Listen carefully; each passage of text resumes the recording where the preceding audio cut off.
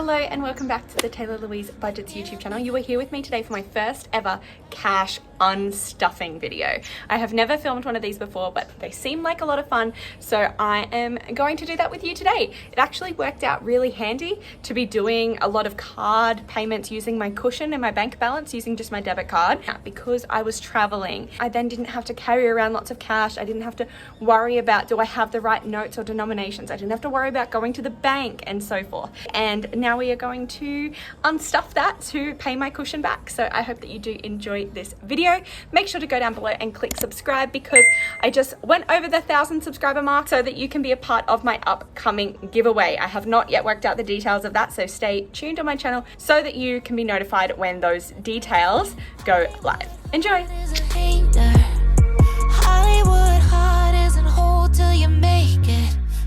Welcome. This is what we are doing today. This is my first time doing a cash unstuffing, so it's not properly worked out. I do need to get myself a proper expense tracking sheet so that it can be nice and clean, but we'll work with what we've got for now. So this is my happy planner, and this is just like my scribble plans, but basically I really focus on this monthly spread for my bills. So you would see this usually in my cash stuffing videos or budgeting videos where I actually track incoming income, no spend days, and I also track my bills and how I'm paying them. So that's on here with these stickers from Wild Printables, but I don't like how messy it gets when I add on expenses as well. I might go back to that because I feel like it's a bit of a waste to use all of these stickers to only stick to it once. I feel like there's a lot of wasted space on here, but so we might just have to go back to that messier style, but we will see how we go. I am waiting on getting some expense stickers in the mail, so I can trial that maybe next month. And comment down below if you would like to see a video of me using the expense stickers and trialing that system. Like I said, this is a bit messy. I've been on holidays, but I do just on the days track down my expenses. So I highlight off as I go those expenses that come out of my cash wallet because I like to track this as it goes because obviously I don't need to unstuff them. My wallet is cash, so my variable expenses, I use that cash. I'm not using my card for those, so I won't be unstuffing that with you today because I automatically pay that with cash. What we are unstuffing today are my sinking funds. So I have about 6 binders of sinking funds, as you would know if you watch my cash stuffing videos. Now, I don't walk around with 6 binders. So instead of having to come home every day and pull out of cash stuffing binders and having to use my variable expense cash and then paying it back, it gets real messy. So we are trying to build up my cushion so that we can simplify things and use my cushion of my bank, use my debit card for sinking fund expenses, and then filming these cash unstuffing videos where I pay my bank back. I hope that makes sense. And I spoke so fast that I'm gonna need a Pepsi cheers. Cheers to Caro Cash for starting this off, but us Aussie budgeters, we like to do a Pepsi cheers in our videos now. I am very excited to film this. Sorry about the birds, sorry about the nature. You know how it is on this channel. We film outside and we go with it. Just for the sake of ease, for the sake of making this cleaner, I have taken my expenses that I tracked in the diary and I have simplified it onto this page here so that it's easy to see. I've also noted down which binder they are actually coming out of, which envelope, sorry, they are coming out of. So I need a few different colors because I have different colors that represent each of my sinking fund binders.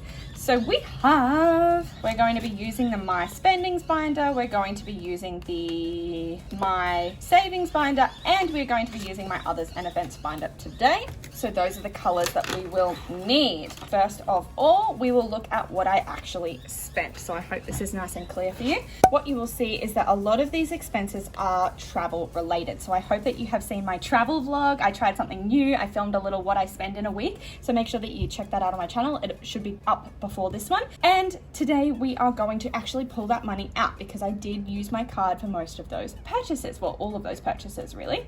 But why I bring that up is because usually if I buy anything from Coles, if I buy pizza, if I go to the bakery, all of these places, these are food purchases. So normally that would come out of my variable expenses. However, because I was on holiday, it did come out of my travel fund. We need to top up the bank. So let's look at how much money we need to be getting out in total today. So we had 10, 50, 20, 65, 20, 20, 12, 95, 35, and 21. So 348 is the current total. However, However, in Australia, we don't have dollars and $2 notes. So my binders are actually only stuffed with multiples of 5. So this will be a little bit different when we pay back the cushion.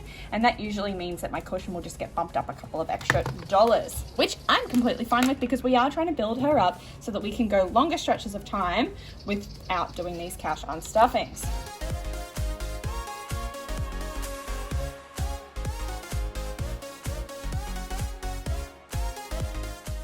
Let us begin. So Milena Plan, this is Milena Ciciotti. She is an American YouTuber and she came up with these beautiful sheets that you can print out and you can laminate and you can plan your days. And I wanted to have it. It was on sale with the conversion rate to Australian dollars. I think it came out to about $8, but you will see most of these I have already rounded up. So it was $8 something, but obviously I know that I can't pull that out of a binder. So I've already rounded up to $10 because I'm happy to, like I said, bump up my cushion as much as I can. So that would be budgeting. So budgeting, I need to take $10 out. Currently, I only have a $20 note, so I need to pay that back. And I think I can go into here. Yes, I can. So gamble. I'll just put the $20 and take out 2 10s. $10 for that and $10 going into my budgeting envelope. I have now successfully unstuffed that one there. And that was all I needed to do in that binder. So super quick, obviously not doing much spending on myself at the moment because I went a bit ham in December. Then we are going to go to my savings binder, and this is where we are going to my travel fund. I went away with a lot of money and I didn't spend all of it because I did pay for our accommodation, which was kind of like the big Christmas present to my partner. He did pay for a lot of things while we were away. Again, you'll be able to see a little bit more of how we split that up in my travel blog video, which I think gives off the impression that I paid for more because of the accommodation, but realistically, he went over and above on Christmas for me, and that trip was kind of my present to him. So don't you worry, I am spoiled rotten.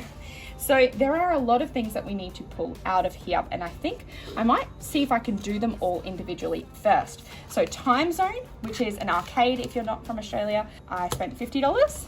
Then Coles, which was just the service station, I spent $20. Then we got pizza, which was $65. So we're up to here. Bakery, I spent $20.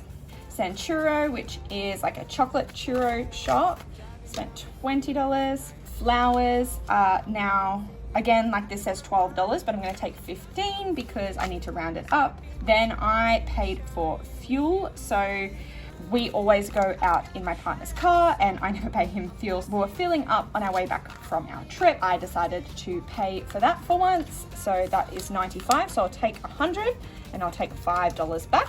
We are done with travel. So travel now has 51, 52, 50, 305 is going to be left in travel.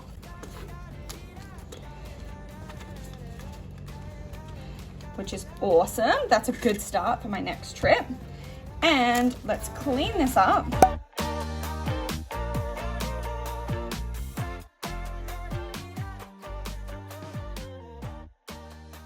Before I count it, I want to see how much should be there.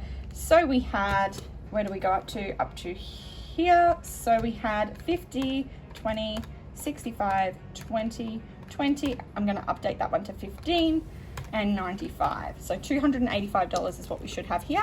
51, 52, 20, 40, 60, 70, 85. Perfectamundo. That is the correct amount.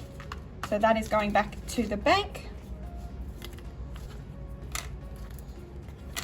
And we can get our highlighter and highlight all of those travel expenses. So obviously the accommodation isn't on here, and that is because it was such a large sum of money that I actually had it stored in my bank account. And maybe I should have done a note here to say that was actually 15 that I took. Cool. There we have it. Travel is done. And then last but not least, we have events. So that is coming out of the others and events binder. Now, we dry cleaned my partner's suit for a wedding that we had to attend just after we got back from our trip. So I'll go to events, and I needed 35. So we're going to take 40. and we'll take $5 back. And then I bought some drinks at the event, and that was $21. We can either round down to 20 or round up to 25. Because I know that I put in extra from the other one, I might just round that down to 20. So we'll take a 50 and we'll take $30 back. So now we have 20, 30, 45 left in events. So because I don't have trackers, this makes it even easier.